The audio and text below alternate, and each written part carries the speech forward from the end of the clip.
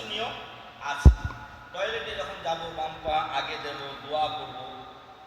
তারপরে টয়লেটের ভিতরের নিয়ম হচ্ছে রাসূল সাল্লাল্লাহু আলাইহি ওয়াসাল্লাম বলেছেন, তোমাদের কেউ যেন টয়লেটে গিয়ে ডান হাতে লজ্জাস্থান না ধরে।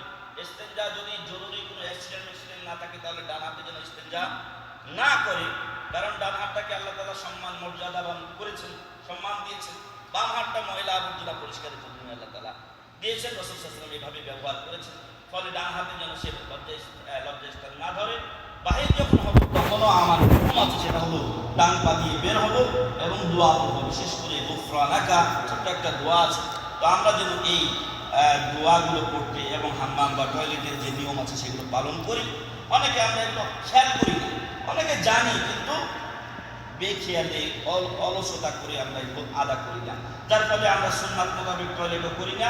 অনেক সময় এই টয়লেটের মধ্যে দুষ্ট জিনেরা থাকে। আমরা যে দোয়াটা পড়ি রাসূল শিক্ষা দিয়েছেন, আল্লাহুম্মা ইন্নী আউযু বিকা মিনাল খুবুসি ওয়াল খাবাইস, দুষ্ট জিন ও জিন্নাত থেকে আপনার কাছে আল্লাহ তাআলা আমরা আশ্রয় চাই। তাহলে ওটা এই দুষ্ট জিনদের থাকার একটা জায়গা, ওইখানে যদি আমি দোয়া না করি আর দুষ্ট জিন থেকে যাই, সে আমার ক্ষতিও করতে পারে। আল্লাহর হুকুম ছাড়া হয় না, তবে আল্লাহ তাআলা তো তার নবীর মাধ্যমে ওর কাছ থেকে বাঁচারও উপায় আমাদেরকে বলে দিয়েছেন, তা অবলম্বন না করলে বিপদ হলেও হতে পারে। একটু আগে আমরা বলছিলাম যে 5 নম্বর ভুল হলো যে টাকনার উপরে কাপড় উঠে গেলে আমরা মনে করি ওযু ভেঙে যায়। তো ওযু ভঙ্গকারী বিষয়গুলো